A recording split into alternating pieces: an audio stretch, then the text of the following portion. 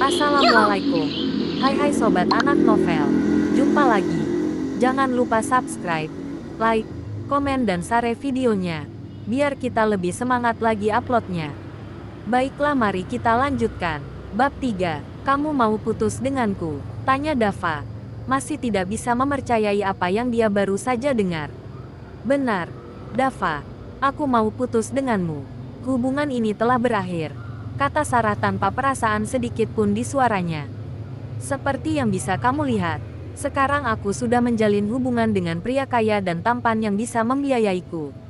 Semoga kamu bisa segera mendapatkan yang terbaik untukmu, Dava, kata Sarah dengan nada yang sudah mantap. Dia sudah memutuskan hubungan apapun yang mereka jalani bersama dan menegaskan pendiriannya. Tanpa sepengetahuan Dava dan Sarah, siaran langsung itu masih disiarkan. Jadi adegan kecil ini diketahui oleh semua mahasiswa yang sedang menonton siarannya. Kolom komentarnya sangat berapi-api. Apa maksudnya itu? Putus. Kalau begitu, Sarah sedang berpacaran dengan seseorang sebelumnya. Tidak mungkin. Lihat saja pakaian orang itu. Aku berani bertaruh keseluruhan pakaiannya tidak sampai Rp450.000. Bagaimana mungkin seseorang seperti dia bisa berpacaran dengan Sarah Kusuma? Benar juga. Tunggu. Bukannya itu Dava Halim? Dava Halim? Siapa itu? Kamu mengenalnya? Tentu saja. Wah, aku tidak pernah menyangka dia adalah orang yang seperti itu. Dia adalah mahasiswa paling miskin di Departemen Manajemen Bisnis kami. Apa? Sungguh? Iya, dia bahkan tidak bisa membeli makan seharga 1,5 juta rupiah. Aku tidak habis pikir bisa-bisanya dia mengaku-ngaku berpacaran dengan Sarah. Benar, jelas sekali dia hanya mengincar apa yang tidak bisa dia dapatkan. Kalau tidak, untuk apa dia menunggu hingga Sarah menerima Dilan sebelum dia mendatangi mereka? Komentar-komentar terus berdatangan dan semua orang yang menonton siaran tersebut segera mulai melihat Dava Halim dengan cara yang berbeda. Namun, teman-teman asrama Dava terkejut. Mereka tidak tahu kapan Dava meninggalkan ruangan dan pergi ke Hotel Sky Golden. Jika mereka menyadarinya pun, mereka akan mencoba menghentikannya. Mereka juga tidak tahu harus mempercayai siapa karena mereka benar-benar tidak tahu apakah dia sungguhan berpacaran dengan Sarah atau tidak. Dava tentu saja tidak mengetahui apa yang sedang terjadi di kolom komentar dan hanya berfokus pada Sarah dan Dilan sepenuhnya. Setelah Sarah mengatakan bahwa dia putus dengannya, Dilan meninggalkan tempatnya dan berdiri di depan Sarah, bersikap protektif. Tidak masalah bagi Dilan jika mereka pernah menjalin hubungan sebelumnya. Sarah sekarang adalah miliknya dan dia tidak akan membiarkan orang jelata seperti Dava mendekati wanitanya. Kamu sudah mendengarnya, Bung. Terimalah, dia tidak menginginkanmu yang miskin itu lagi, kata Dilan, mengusap garam pada luka Dava. Dava mengabaikannya dan mencoba berjalan mendekati Sarah, ingin mencoba membujuknya. Dia tidak mau membiarkan hubungan mereka berakhir seperti ini. Namun, Dilan tidak membiarkannya. Dia mendorong Dava mundur, membuatnya menjauh dari Sarah. Pada saat itu, Dava akhirnya kehilangan akalnya. Dia mendorong Dilan dan akhirnya mereka saling berkelahi. Karena Dava adalah orang miskin sehingga harus bekerja serabutan, tubuhnya menjadi bugar dan memukau. Badannya sehat dan dia memiliki kekuatan yang besar di tubuhnya. Dilan lahir di keluarga yang kaya, jadi dia diwajibkan untuk mempelajari bermacam-macam seni bela diri seperti taekwondo, tinju tendang, krav maga, dan semacamnya. Karena itu, dia selalu merasa percaya diri bahwa dia akan menang jika terlibat perkelahian. Namun, setelah beberapa kali saling meninju, Dilan ternyata berada di pihak yang terlihat akan kalah. Akan tetapi, itu tidak begitu mengejutkan karena Dilan tidak pernah menganggap teknik-teknik tersebut secara serius. Dia adalah pengikut setia doktrin bahwa uang bisa menyelesaikan segalanya. Dia percaya bahwa selama dia memiliki uang, tidak ada satupun atau apapun yang tidak bisa dia kuasai. Namun, mempercayai doktrin tersebut malah membawanya pada kekalahan sekarang. Dia berada di pihak yang kalah ketika sedang melawan orang jelata seperti Dava. Dilan lah yang mengatur kencan mereka untuk disiarkan secara langsung di Groove. Dia ingin menetapkan posisinya sebagai mahasiswa paling populer di kampus. Jadi dia mengatur kencan mereka untuk disiarkan secara langsung. Rencananya adalah menunjukkan pada seluruh kampus bagaimana dia menembak salah satu wanita tercantik di kampus dan hal tersebut akan meningkatkan popularitasnya. Akan tetapi, dia menyadari bahwa rencananya akan sia-sia jika dia tidak bisa mempertahankan reputasinya di sini. Sarah, kenapa kamu diam saja di sana? Panggil satpam sekarang, perintah Dylan. Sarah bergegas melakukan perintahnya. Mereka masih berada di dekat Hotel Sky Golden sehingga satpamnya tidak jauh dari mereka.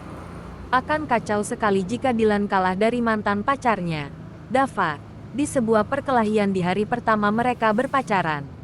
Sarah dengan cepat memanggil para satpam. Mereka bergegas menghampirinya karena mereka melihat Dylan dan wanita tersebut datang dengan mobil sport yang terlihat mewah. Mereka tiba di lokasi dan melihat Dava sedang memukuli Dylan.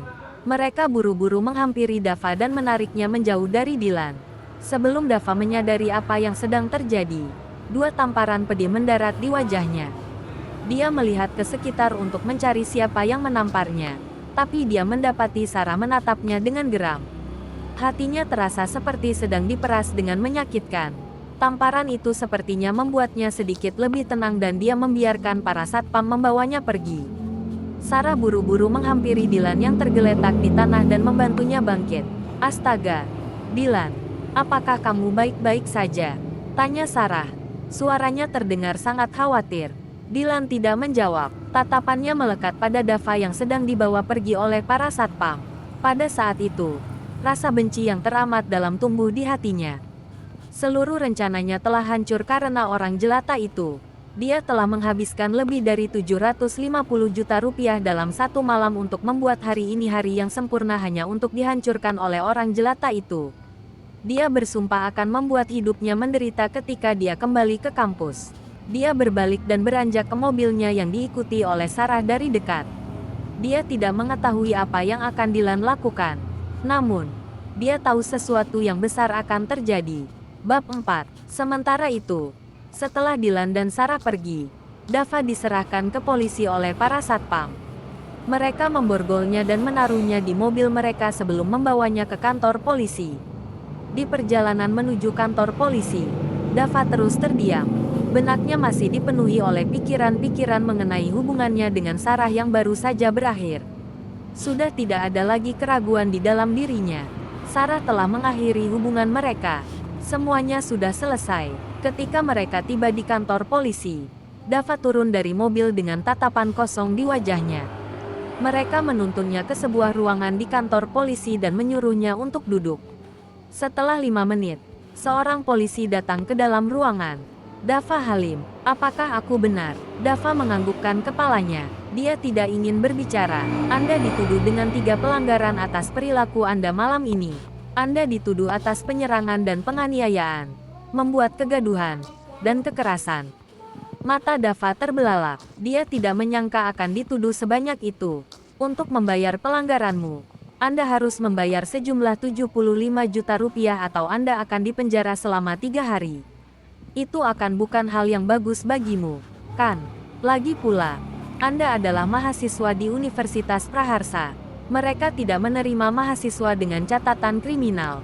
Catatan seperti itu pasti akan membuatmu dikeluarkan. Dava merasakan kepalanya seperti berputar-putar dengan hebat. 75 juta rupiah. Dari mana dia bisa mendapatkan uang sebanyak itu? Seolah petugas polisi tersebut menyadari kekhawatirannya. Dia berbicara kembali. Jika kamu tidak memiliki uang sebanyak itu sekarang, aku akan memberikan ponselmu untuk menelepon seseorang sekarang. Namun, kamu hanya memiliki 1 jam untuk membayarnya. Kalau tidak, aku tidak bisa membantumu. Terima kasih banyak, kata Dava sembari merogohkan tangannya, meraih ponsel lamanya dari petugas tersebut yang sedang menyodorkannya. Petugas tersebut menghela nafas. Sekali lihat saja dia bisa tahu kalau orang itu sangat miskin dan tidak mungkin dia bisa mendapatkan uang sebanyak itu atas kemauannya sendiri. Dia benar-benar berharap bahwa orang itu memiliki kenalan yang bisa membayarkan dendanya. Kalau tidak dia harus menghabiskan 3 hari di dalam jeruji besi. Dava merasakan jantungnya berdegup dengan kencang seraya dia memeriksa satu persatu daftar kontak di ponselnya. Ponsel itu sudah agak hancur karena perkelahiannya dengan Dylan. Layarnya retak di beberapa tempat sehingga cukup sulit untuk dilihat. Seraya Dava melihat-lihat kontak yang bisa dia hubungi di ponselnya, dia tertawa pahit. Dia bahkan tidak memiliki 30 kontak yang terdaftar di ponselnya. Memang tidak mengejutkan karena Dava selalu bekerja paruh waktu. Maka dari itu, dia tidak memiliki waktu untuk pertemuan sekolah, berbagai macam acara, penggalangan dana, dan semacamnya. Akhirnya, dia memutuskan untuk menelepon teman asramanya. Walaupun mereka tidak sekaya Dylan, Dava yakin mereka bisa membayarkan dendanya. Dia menelepon mereka dan meletakkan ponsel di telinganya. Pada deringan ketiga, orang tersebut mengangkat teleponnya. "Halo, Dava, Dava, apakah itu kamu?"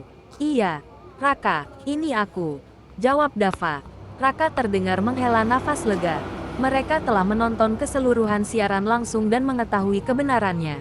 Sarah dan Dava memang benar menjalin hubungan sebelumnya. Mereka sudah siap untuk membawa Dava kembali ke asrama ketika mereka mengetahui kenyataannya. Tapi siarannya terhenti ketika para satpam menarik Dava dari Dylan. Setelah itu, mereka tidak tahu kemana perginya Dava, yang membuat mereka kebingungan. Mereka sangat lega mendengar Dava, sampai mereka mendengar bahwa dia sekarang sedang berada di kantor polisi dan tidak akan dibebaskan jika dia tidak membayar denda sebanyak 75 juta rupiah. Mereka semua tahu kalau tidak mungkin Dava bisa membayarnya. Raka berjanji dia akan tiba di sana dalam 20 menit sebelum memutuskan telepon. Raka mengecek saldo rekeningnya dan melihat bahwa dia hanya memiliki sekitar 31,5 juta rupiah. Itu adalah uang yang tersisa dari uang saku bulanannya. Dia menghela nafas dan meminta tolong teman-teman yang lain. Setelah mengumpulkan semua uang yang mereka miliki, mereka akhirnya mengumpulkan cukup uang untuk membayar denda. Mereka segera meninggalkan asrama dan memanggil taksi untuk pergi ke kantor polisi. Setelah menyapa petugas yang sedang berjaga di pintu masuk, mereka memasuki ruangan tempat Dava ditahan. Mereka membayarkan denda yang diminta dan berterima kasih pada petugas tersebut atas kebaikannya sebelum menuntun Dava keluar dari kantor polisi. Ketika mereka sudah di luar, Rakalah yang pertama memecah keheningan. "Apa yang kamu pikirkan, Dava? Bisa-bisanya kamu pergi dan berkelahi dengan mahasiswa terkaya di kampus. Apakah kamu cari mati?" teriak Raka, benar-benar marah. "Iya, Dava, jika kamu ingin berkelahi dengannya, kamu seharusnya memberitahu kami apa yang terjadi. Kami pasti akan membantumu," salah satu teman asramanya, Miko, menambahi. Dava menatap teman-teman asramanya dan merasa hatinya menghangat. Dia sangat berterima kasih karena walaupun dia miskin, dia bisa mendapatkan teman-teman yang baik dan bisa diandalkan seperti mereka. Dia sangat bersyukur, karena jika bukan karena mereka, mungkin dia sedang ditahan di dalam jeruji, dan kemungkinan besar dikeluarkan dari universitas. Dava menghadap ke arah mereka dan membungkuk dengan dalam, menunjukkan ketulusannya.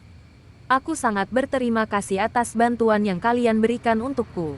Aku tahu aku tidak bisa membayarnya sekarang, tapi di masa depan, aku akan membayarnya kembali 10 kali lipat." "Tidak usah dipikirkan, Dava," kata Raka. Dia senang Dava merasa bersyukur pada mereka. Tapi dia tidak ingin Dava merasa terbebani pada hal yang tidak perlu. Untung saja mereka bisa mengumpulkan uang yang cukup untuk mengeluarkannya. Ketulusannya saja sudah cukup bagi mereka. Dava bangkit setelah dibujuk oleh ketiga teman asramanya. Dia berjalan bersama mereka beberapa langkah sebelum kembali berbicara. "Maafkan aku, teman-teman, tapi aku ingin sendirian dulu." Tanpa menunggu jawaban dari mereka, Dava mulai berjalan menjauh dari mereka. Raka baru saja ingin mengatakan sesuatu tapi Gilang, teman asramanya yang ketiga, menahannya. "Biarkan dia, Raka, kita tidak bisa membantunya dalam segala hal. Dia harus melalui ini sendirian," kata Gilang. Raka terlihat seperti ingin membantah, tapi tidak jadi. Dia juga sebenarnya tahu kalau Gilang benar. Dia menghela nafas. Dia berharap Dava bisa melalui hal ini sendirian.